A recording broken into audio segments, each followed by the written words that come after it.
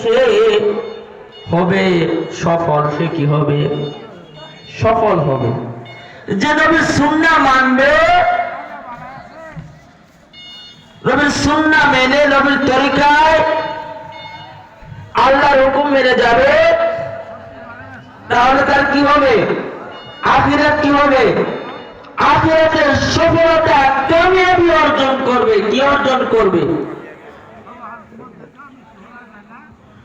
নবীকে ভালোবাসি, নবীর সুন্নাহ মানতে চাই না। আর এই জামানায় যে একটা সুন্নাহকে আঁকড়ে রাখবে, জিন্দা করবে, সে 100 গলা কাটা শহীদের মর্যাদা লাভ করবে। কয়টা? কত ছোট ছোট সুন্নাহ আমলগুলো আছে। মিসওয়াক করা সুন্নাত, মুসলমান দাবি করে মিসওয়াক করতে চায় না, বড় বিরাট দিয়ে দাঁত বিরাজ করে, কিন্তু মিসওয়াক করতে চাই না। খাবার সামনে নিয়ে খায়, দস্তরখানা বিছাইয়া খাবার খাই না।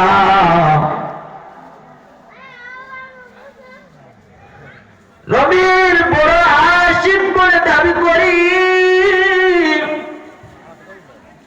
কিন্তু নবীর সুন্নাহ টুপি মাথায় পড়তে চাই না, লজ্জা লাগে। ঠিক কিনা? ঠিক। টুপি মাথায় দিলে মাথা গরম হয়ে যায়, লজ্জা লাগে। কিরকম জানি মুরব্বি মুরব্বি দেখা যায়, টুপি মাথায় দিতে চাই না। দাড়ি রাখতে চাই না।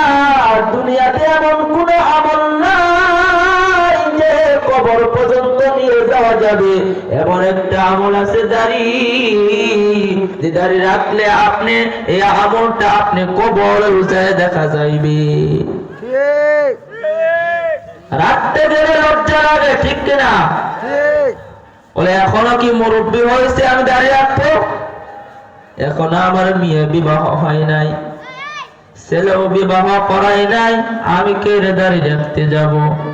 আসলে যারা দাড়ি রাখে এদের চেহারা সৌন্দর্য কমে না।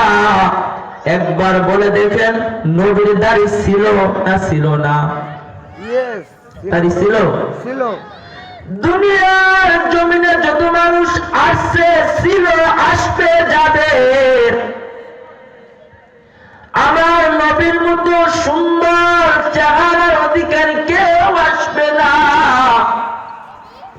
বলে নবী দাড়ি কেটে সুন্দর ছিল নাকি দাড়ি রেখে সুন্দর ছিল? যদি বলেন দাড়ি রেখে নবীর চেহারা সুন্দর ছিল, তাহলে আপনি কোন মুখে নবীর উম্মত বলে দাবি করেন, কিন্তু নবীর সুন্নাহ দাড়ি রাখতে চান না। নবীর সুন্নাহ না মেনে যদি কেউ আপনি নবীর বড় আশিক দাবি করেন, আপনি যদি বলেন আমি নবীর বড় প্রেমিক, আমি নবীকে বড় ভালোবাসি, কিন্তু নবীর সুন্নাহ মানতে চাই না, আপনি বলেন আপনি যদি কার নবীর সুন্নাহকে জবাই করে বড় আশিক দাবি করেন, তাহলে আমি বলবো বাটপার কে হবে আমার একটু আপনি বুঝিয়ে বলেন। নবীর সুন্নাহ মেনে আপনি নবীর আশিক হবেন, তো বাটপার কে হবে? মিথ্যাবাদী কে হবে? যদি নবীকে ভালোবাসতে চাই, তাহলে তার সুন্নাহগুলো আঁকড়ে ধরতে হবে। আজ নবীর সুন্নাহ মানবে, তার দুনিয়া আখিরাত উভয় জগতে সফলতা কামিয়াবি অর্জন হবে। ঠিক কিনা? যে নবীর মাধ্যমে এত সুন্দর দিন পেয়েছি, ইসলাম পেয়েছি, যে নবীর জন্য আজ আপনি আমি জান্নাতের পথ পেয়েছি, সেই নবীর সুন্নাহ মানতে চাই না। ওরে পাগল মুসলমান, বুঝবা এমন একটা সময় আসবে শিখি ঠিকই সেই সময় বুঝবা, কিন্তু ওই সময় বুঝেও কোনো কাজে আসবে না, লাভে আসবে না, আফসোস করতে থাকবা কি করলাম কি করলাম। ঠিক কি করলাম কি করলাম, আফসোস করতে করতে কলিজা ফেটে যাবে, কিন্তু লাভে আসবে না। সময় থাকতে আফসোস করো, সময় থাকতে আমলে চলে আসো।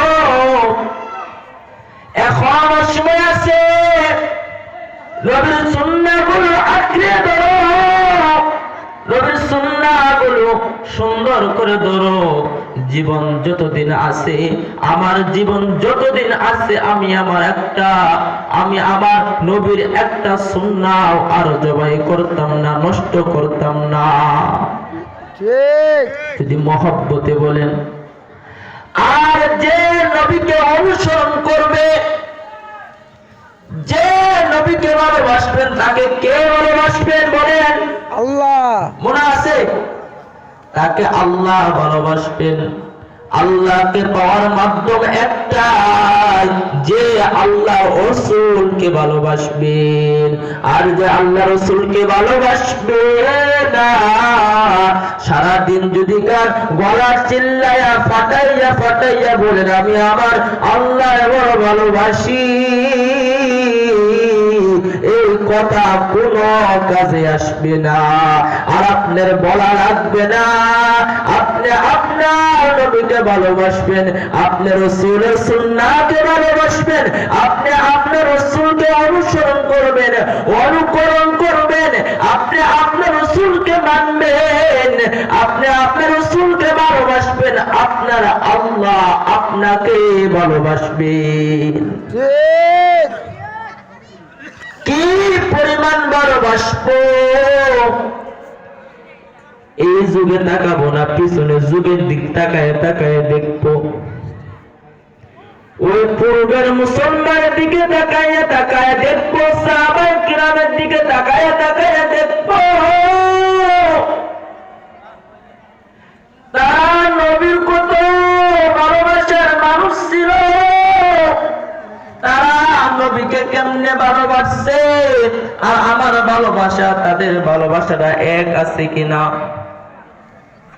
যদি কাল মনে করি সাহাবায়ে কিরামের ভালোবাসা আমার ভালোবাসা এক হচ্ছে না, তাহলে মনে করব আমার ভালোবাসাটা নবীর সাথে পরিপূর্ণ হইতেছে না।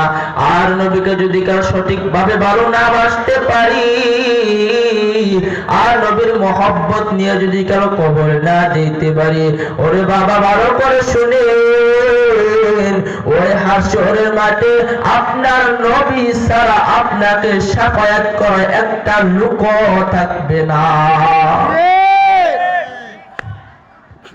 নবীর শাফায়াত যদি পেতে চাও, তাহলে নবীকে ভালোবাসো।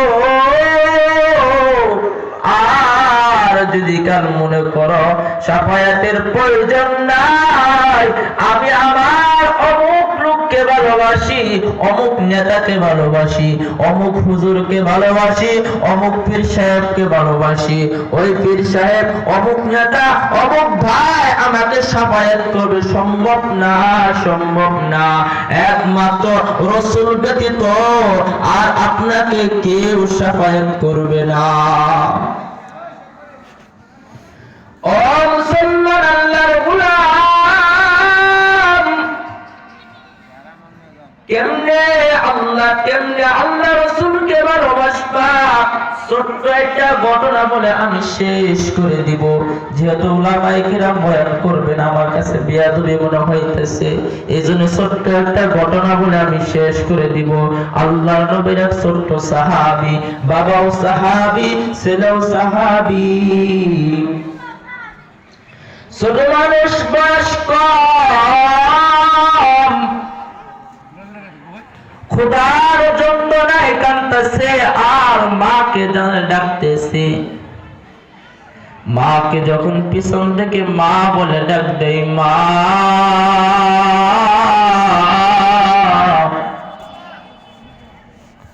সন্তানের ডাকের আওয়াজ শুনে মা বলতে পারে সন্তানের এখন কি প্রয়োজন। মা বুঝতে পেরে বলে, সন্তান আমি জানি বাবা তোমার খিদা লেগেছে, তুমি ক্ষুধার যন্ত্রণায় আমার কাছে খাবার চাইতেছো, কিন্তু বাবা ঘরের ভিতরে খানা নাই, আমার কাছেও খানা নাই, আমি তোমাকে কিছু দিতে পারবো না,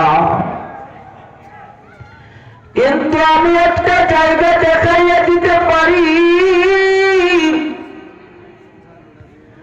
আমি একটা জায়গা তোমাকে দেখাইয়া দিতে পারি, যে জায়গায় গেলে তোমার ক্ষুধা নিবারণ হয়ে যাবে, তোমার ক্ষুধার যন্ত্রণা মিটে যাবে। ওরে সন্তান, যাও যাও মসজিদে নববীর ভিতরে চলে যাও, নবী মুহাম্মদ রাসূলুল্লাহ সাল্লাল্লাহু আলাইহি ওয়াসাল্লামের কাছে চলে যাও, যদি তার চেহারা মুবারক দেখো তাহলে তোমার ক্ষুধার যন্ত্রণা নিবারণ হয়ে যাবে। ঠিক সন্তান এবার বাবাকে বলে, আমার বাবাই কই, আমার বাবারে ডেকে দাও, আমি আমার বাবার সাথে মসজিদে নববীর ভিতরে যাব, আমি আমার নবীর চেহারা মুবারক দেখব। ওই ছোট্ট সন্তান বাবাকে সাথে করে নিয়া মসজিদে নববীর ভিতরে চলে গেলেন। যায় দেখে আল্লাহ রাসূল সাল্লাল্লাহু আলাইহি ওয়াসাল্লাম ওয়াজ করতেছেন, নসিহত করতেছেন সাহাবায়ে কেরামকে। এক কাতার, দুই কাতার, তিন কাতার ভুল হয়ে গেছে, চতুর্থ নাম্বার কাতারে মনে হয় জায়গা পেয়ে গেছে, কিন্তু ছোট্ট সন্তান বিছানায় বসে নবীর চেহারা মুবারক দেখতে পারে না, মাথা উঁচু করে তাও দেখতে পারে না, গা উঁচু করে দেখতে পারে না। এবার বাবাকে বলতেছে, ও বাবা তুমি আমার তোমার কুলের ভিতরে না, আমার গাটা উঁচু হবে আর আমি আমার নবীর চেহারা মুবারক দেখবো। বাবাই যখন কুলের ভিতরে নিছে